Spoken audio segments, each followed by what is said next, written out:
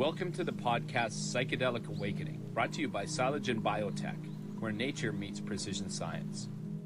Hello, everybody, and welcome back to our podcast, Psychedelic Awakenings. Sean Dexter here, and I'm here, as always, with my business partner and Psilogen founder, Ryan Maione. And we have a really special guest today, and we're really excited about it. We have today joining us Ryan Carey. Ryan Carey and I go back to, I believe, grade 5. I don't remember ever meeting you. It's just like we always knew each other. Yeah. I think I moved from BC to Carleton Place, Ontario in grade 5 is where Ryan and I first met. So we've been friends for a long time. So Ryan, welcome, first of all. Thank you. Ryan is former Canadian Army captain, former professional football player with Winnipeg Blue Bombers and the Saskatchewan Roughriders. And today Ryan serves as the Senior Director of Military Engagement for the Concussion Legacy Foundation of Canada, which is a leading national initiative through Project Enlist and Operation Brain Health that supports veterans and their families. Fantastic initiative. Ryan's a lifelong athlete, performance coach, and we're going to get into some of that in a minute. But Ryan works very closely with youth and high-performing athletes. He's also the co-creator of Purify, which is a veteran-focused healing retreat in Colombia that weaves Indigenous practices, creativity, and community into deep personal transformation. In addition, Mr. Carey is a writer, a musician, and a storyteller whose debut album, and a fantastic job on this, Ryan, I've listened to this several times, called The Mississippi River, and it draws from his Carleton Place roots and experiences in war, using story and service to help people reconnect with purpose, resilience, and meaning. So Ryan, thank you for joining us. Before we really get into the meat and potatoes of why we're here today talking about healing, we are going to talk for a minute about the greatest football team that was ever assembled. But we've got a picture here that we're going to put up on the screen. We're not talking about the Winnipeg Blue Bombers. No, we're not talking about I know exactly who you're talking about. The Carleton Place Golden Bears, baby. Let's go. Carleton Place Golden Bears. High school football team, 1987 to 1990. We dominated Eastern Ontario. There we go. We've got an old picture up here. In the backfield, we had myself, Spencer Gray, Mark Giles. Defensive backfield with Ryan Carey, Greg Cook, Steve Blunt, Kent Blackburn. We had linemen that were beasts up front to Gary Lewis and Kirby, Rob Thompson at linebacker. And then, of course, at quarterback, we had Ed Kidd, and second, your brother, Sean. Wide receiver, we had Joel Shaver. We were dominant. So first of all, I want your comment on the greatest football team ever assembled, Ryan. The thing that I always go back to, because obviously I went on to play football, university and professional, is how many of those guys on that team could have got on and at least played college had they had that inspiration. That's how talented that team was. But don't forget how good the coaching was. One of the things... Yeah, you remember I went out and tried out for a semi-pro football team when I was like 17 and made the team, and they kind of brought me on as a project. And it was there, and it was at Acadia where the coaches all said, you had really good coaching from a young age. It started with Rich Kidd teaching us the basics, right? And the basics are what professionals master. And I think that's a good segue into what we're talking about. We can talk about psychedelic, we can talk about pharmacology, we can talk about all these things that you take. But if you're not covering the basics, you're just taking stuff. And there's no magic pill out there, So I think that's where the magic lies, is what are the basics? What are the basics in life that can help you thrive, that can help you live a healthy lifestyle, to truly live in these stressful times, These stressful times a lot of times are brought on by ourselves and what we're looking at and what we're listening to. The Indigenous practice talks an awful lot about diet. It's not just what you're consuming, but what are you consuming through your eyes? What are you listening to? Those are all very important factors when we're talking about mental health. So let's just talk quickly, and we'll close out on that coaching thing, because the name that comes up for me is Rick Lowton, and obviously had a big influence in all of our lives. He's still coaching track and field in Carleton Place in Almont. Fantastic individual, and obviously had a big influence on a lot of us. But it's interesting, Ryan, because I went on to coach for many years. I coached out in BC. I coached Aiden in Manitoba. You know that we always had the number one offense in the league. And do you know what offense we ran? We ran Rick Lowton's offense, and we ran in high school. I use it. Run the ball at them, throw a little misdirection in there. Power run. Yeah. Okay, so listen, man. So you've lived through, two very intense, high-pressure worlds of professional football and CFL, and also active service in the Canadian military. How did those environments shape that PTSD that you carried, you know, and in what moment did you realize, hey, I got to do something a little bit different. I need some help here. Well, I think that the same toughness that I brought into football, you know, I kind of pulled that in with me into the military. You have to have a high pain tolerance and you have to be able to go through a lot of physical challenges. Now, there's also things along the way, you know, that I just buried and I didn't really think about. And so, you know, the container for me was football. The container for me was the military. And then when that was all done, it was just me. And I had to face myself and I had to face my experiences and I had to change the story. Everyone has a story.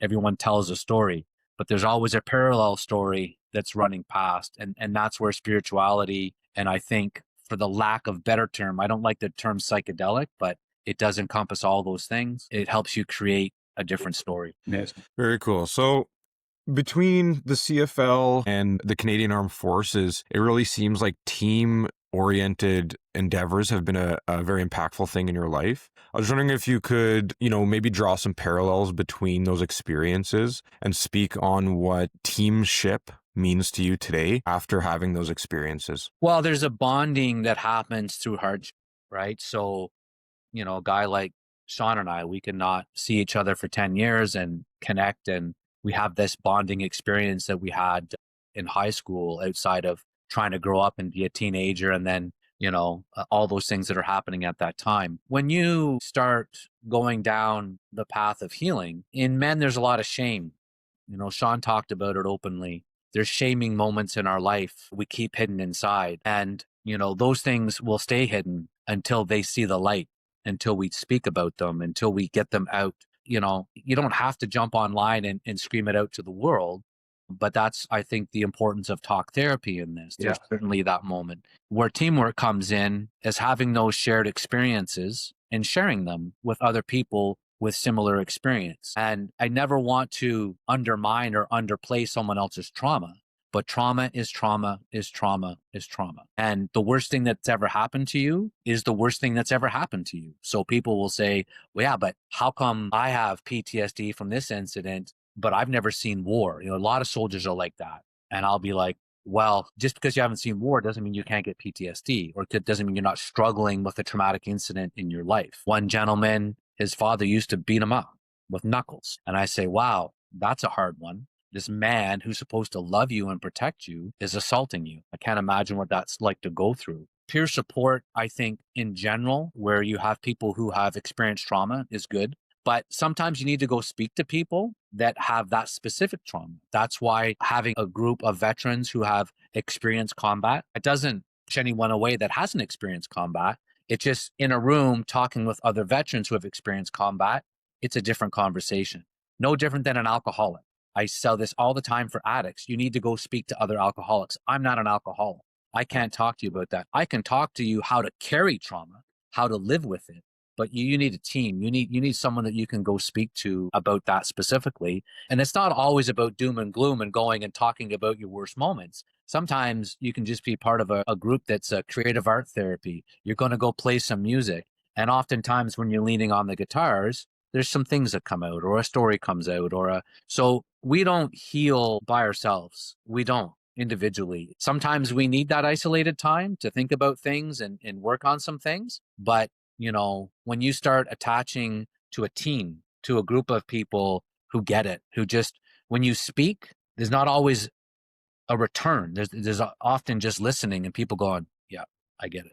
I get it. And by you bringing that to the light, now creation, God, Yahweh, Elohim, Gitzimanit, whoever you want, now creation can help you change that story. Creation can come in and start healing you. But if you leave it inside, and it just eats away at you all the time, you find yourself maybe in suicidal behavior patterns. It's not always the ideation of killing yourself, but doing extreme things to you know, and find yourself in this emotional roller coaster of anxiety and depression and trying to find out where's the middle here. Why am I always anxious, or why am I always depressed? And, you know, the biggest lesson in all this is that takes time. Yeah, that takes time. So we were very fortunate to have Fabian Henry on last week, who owns Veterans for Healing, talking about this exact thing where when you're an athlete or when you're an active member of the armed forces, there's a level of toughness that's expected of you. So whether it's a physical injury or mental injury, shut up and go back and get out in the field,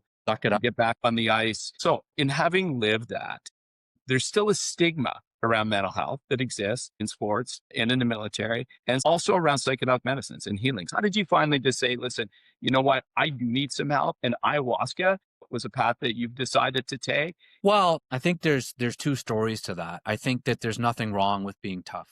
It's expected Sure. of you. It's expected of you in that sport. It's expected of you in the military. I think that we're getting better at encouraging folks to talk about these things. But vulnerability is a double-edged sword.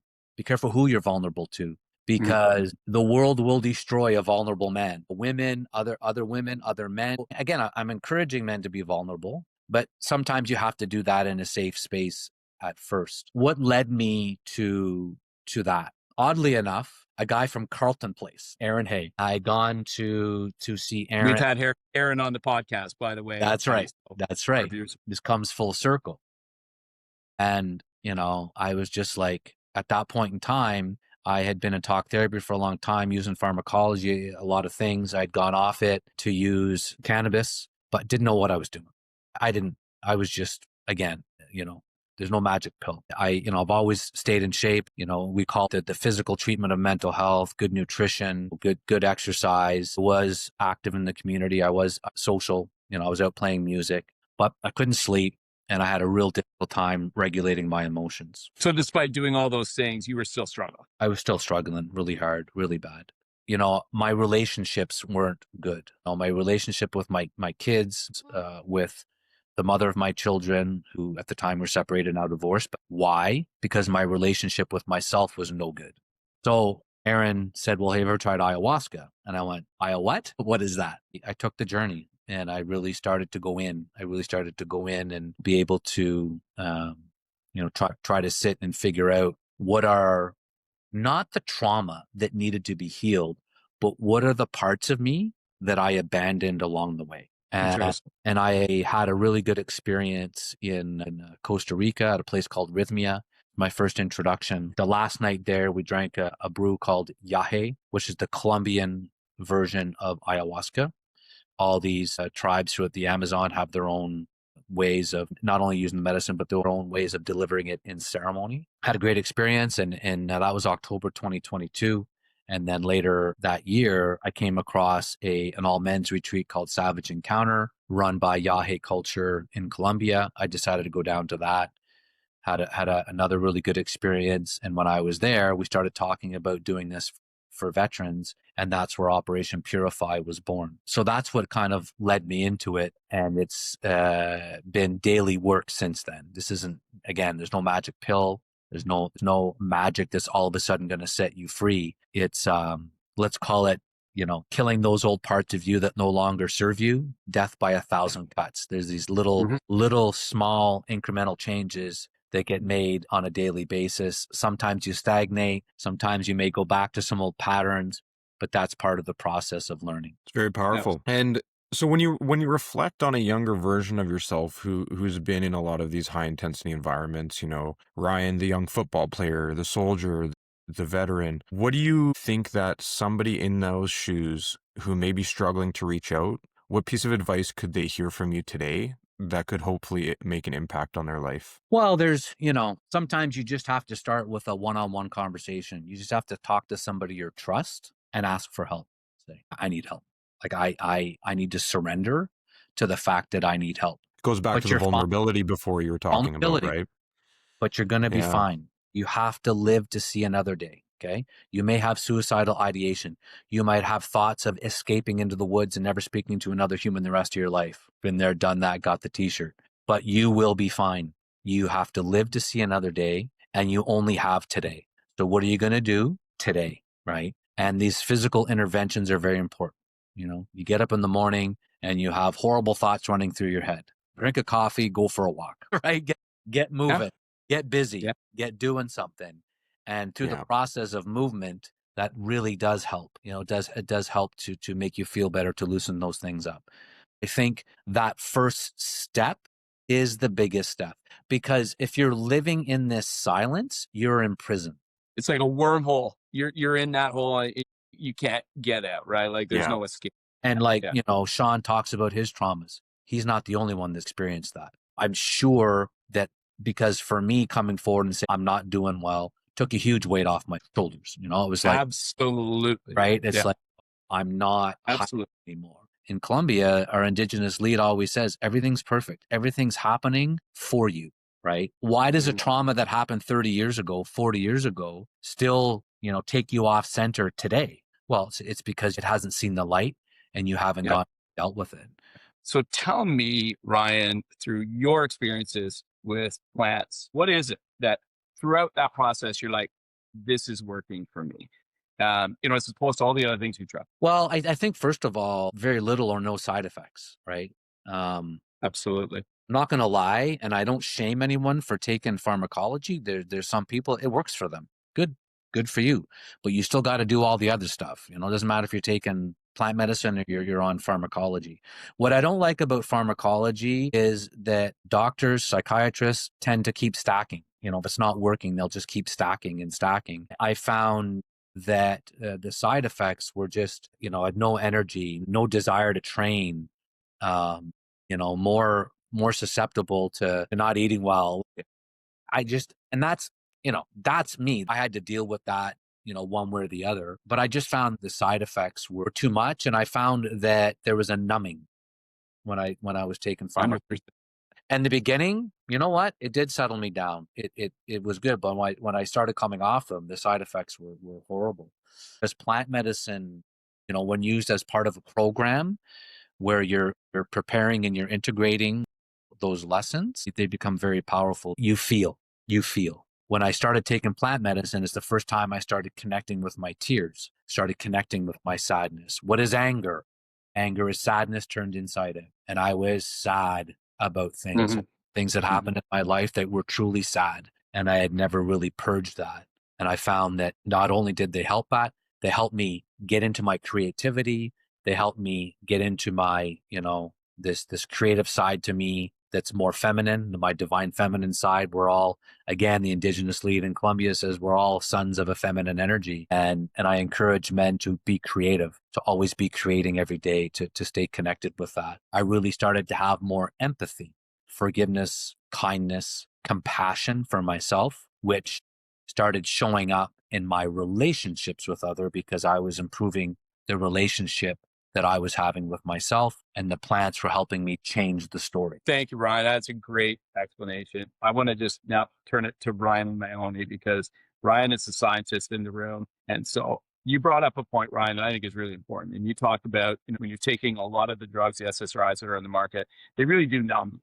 And so it kind of numbs the pain, but it's not really solving problems. What my question for you, Ryan, is can you explain to the viewers, what is the different reaction utilizing psychedelics, psychedelic-assisted therapy, as opposed to an SSRI? How does it work within the brain? I think that's a question I'm trying to spit out. You know, there's an aspect of this that a medical doctor would definitely be better at answering, but generally speaking, what psychedelics like psilocybin tend to do is they expand connections within the brain and they reduce the energy needed for you to create new neural connections. And that's not only the brain, that's also in the gut. You have neurons throughout your entire body. But traditionally, a lot of pharmacology is designed for modulating very specific either neurotransmitters or other systems within your body. And whether that's, you know, regulating them up or down, it's often very narrowly focused. And that's why a lot of the physicians will end up stacking multiple drugs together, is because nothing in our body works independently. We don't have a single system in our body that doesn't communicate with the rest of the body. And when you start to modulate one system alone, there's always going to be downstream effects of that. And what psychedelics really seem to do through the ability to expand your neural connections in your body is that in some capacity, it gives your body a better chance at figuring itself out. Because imagine having a rope or, you know, even a pair of headphones that gets all knotted in your pocket, and undoing the knot, you have to get kind of creative sometimes. You know, it loops itself in all sorts of random which ways. And if you're in a very rigid perspective, you may not be able to see how to untangle that properly. But if you expand your mind a little bit further than the perspective you currently have, it's going to give you a lot more options on how to deal with those problems. And so I think that fundamentally, that's really a big part of the difference. And I think when we talk about psychedelics, a big part of the difficulty is communicating with people that have never had this experience, what it's actually like, because a lot of the feelings that we describe and the integration post psychedelic experience is very abstract, and it's something that people can likely relate to a degree, but then there's this gap that is the psychedelic experience itself. And I'm just wondering, Ryan, if you can maybe talk a little bit about the visceral experience itself, what you went through physically. I think that on a broad level, psychedelics make you have an encounter with yourself. So if you're trying to make everybody have the same encounter, it's impossible. Both you have a certain upbringing. Both of you have certain belief systems. Both of you come to the medicine individually with your own perfections and self-imposed imperfections. So first of all, my experience is not going to be your experience. And what the indigenous leads that I learned from in Colombia, what they say is they don't call themselves anything. They don't call themselves shaman or taitas. Right. Like, I'm John Freddy, I'm Carlos. Like that, they're just here because to them, that plant medicine is an experience between you and the creator. And they're just here to help facilitate that voyage, that travel. So a breaking down of the ego and showing you, let's call it what it is, your own bullshit, your own stuff, and changing the story. We talked about, especially people that have been traumatized, they have a story in their head. Okay. Mm-hmm. And this is where spirituality and psychedelics come in. And what they do, I think, very well together is help you change the story. You're not a victim. You're resilient. There's nothing wrong with you. You're experiencing this because you're human, because you've experienced this trauma, and you're not sure how to manage it. Nobody else is going to manage it for you. You're not going to run off. And again, this isn't a magic pill. This takes daily work and daily practice. There's different ways to take the psilocybin. We know that there's the hero dose. We know there's microdosing, but both of those require people with experience to guide you through it. Whether you're using cannabis, it's the same thing. What I learned down there, don't just be smoking every 5 seconds, whether I'm microdosing, whether I'm doing, what is the intent behind this, right? And sometimes it's not specific and you don't know what it is. Sometimes it's just, I just need to surrender. I'm just going to surrender to what the medicine provides me in that moment. Now, when you're talking about ayahuasca, again, there's very different versions of it and it has different effects. Yahe is a purgative. There is a lot of things coming out of you. There's a lot of purging. The purging can come throwing up. It can come out the other end. It can come in tears. It can come in laughter. It can come in anger. There's lots of ways the medicine purges. They believe that traumas get trapped in the body, and purging them is what part of what that medicine does. And there's a really good book called The Body Keeps the Score that talks about that. Calling Yahe a psychedelic is almost misleading because to them, what you're seeing, you're not hallucinating. There's something very specific that the medicine is trying to teach you from what you're seeing. There's this real grounding effect of, again, having that encounter with yourself.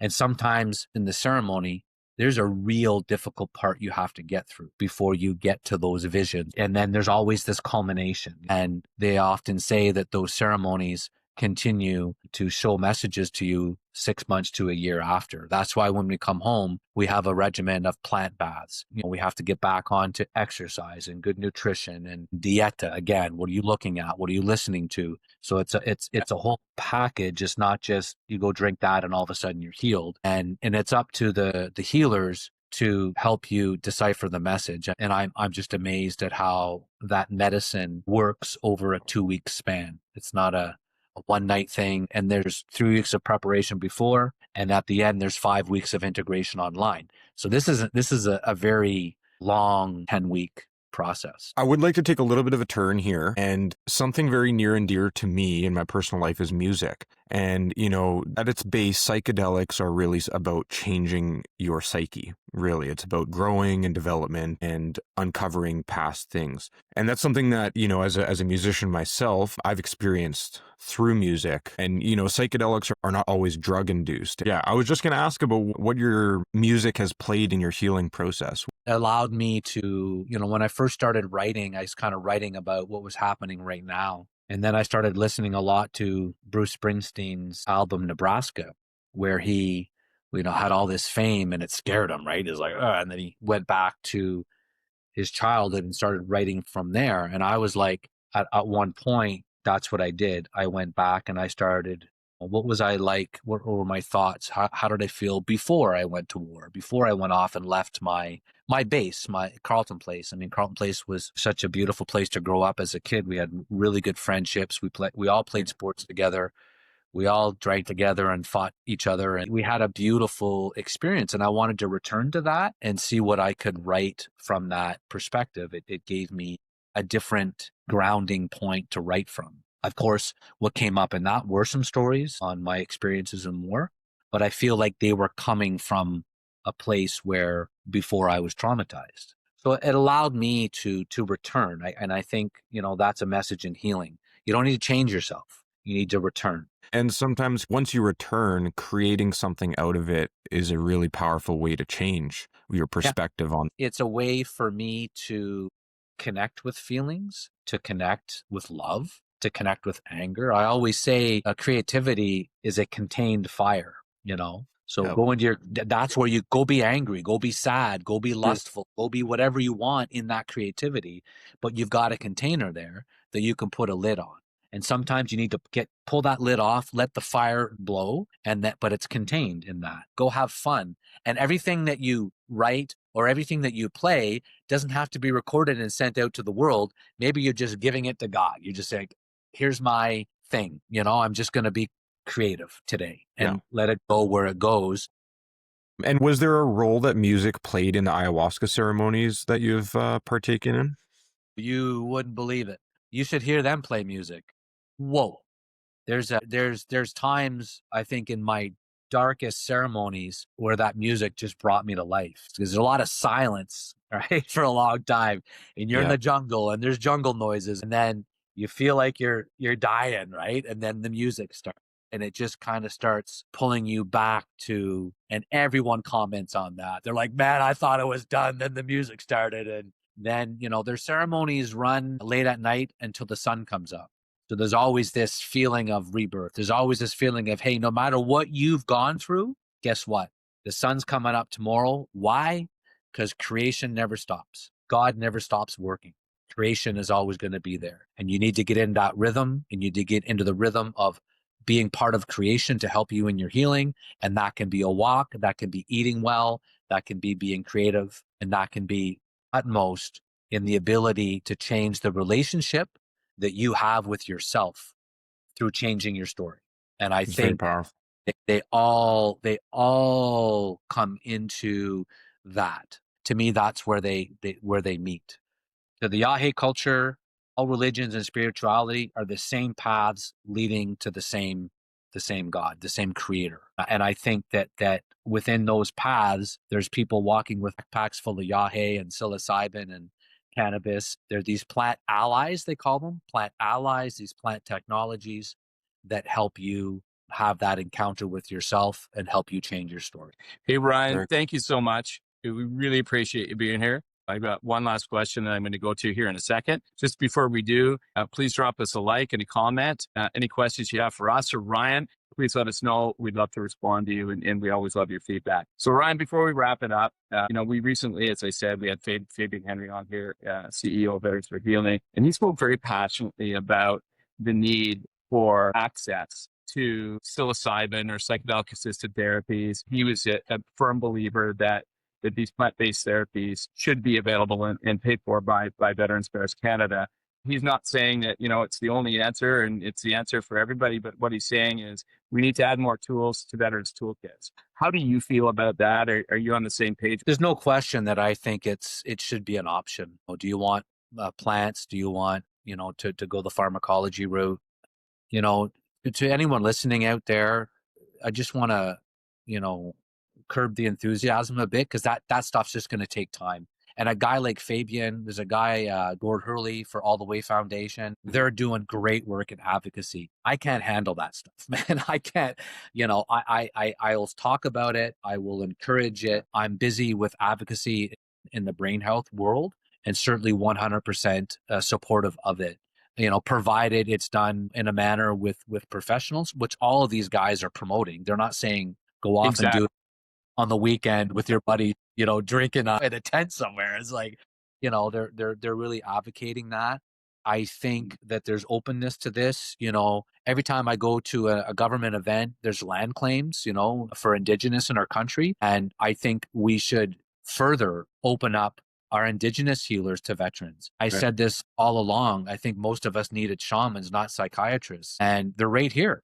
So we acknowledge their presence, but why aren't sweat lodges? Why aren't these things offered to us? And I think Indigenous communities are more than open to welcoming warriors in to heal. Any Indigenous I've spoke, they're very open to that. And I think we should work with them because let's face it, these psychedelics, for lack of a better term, have Indigenous roots. They go back to Mexico. They go back to Colombia. And we have our own Indigenous in this country with their medicines. They use tobacco, they use plants, they use saunas, they use other ways of healing that have been incredibly supportive and successful for veterans. One last brief question, something you brought up throughout the podcast here was the ceremony process starts in the evening and it ends in the morning in a process almost of rebirth. Can you just speak to the power of the experience of coming back into sobriety after a psychedelic experience? Yeah, it's just the beginning. It's super powerful. That's when you come home, you have to talk to your loved ones. You have to say, look, I'm cracked wide open right now. I need some time. You got to get back. You got to back into exercise and eating well and back into your routines because you're new, you've changed. And now you have to start implementing the messages you got into your life. And in the beginning, it's going to be a little bit chaotic. Okay. But what's the message in this? Get up in the morning and watch the sun come up and be grateful that you have another day on this earth to change the relationship with yourself and the relationship with others. And that's a reminder. That's a reminder of how precious life is and how grateful that you should wake up in the morning and you should be grateful of the breath that comes in and the breath that leaves you. Because someday, one day in all of our lives, that breath that leaves you will not return. That's a great way to end it, man. I really appreciate it. Thank you, Ryan. Amazing. And hey, we're going to have another conversation at some point. For sure. Thank you, everyone, for joining us for another episode of the Psilogen Psychedelic Awakening podcast. And subscribe and like this episode to see more.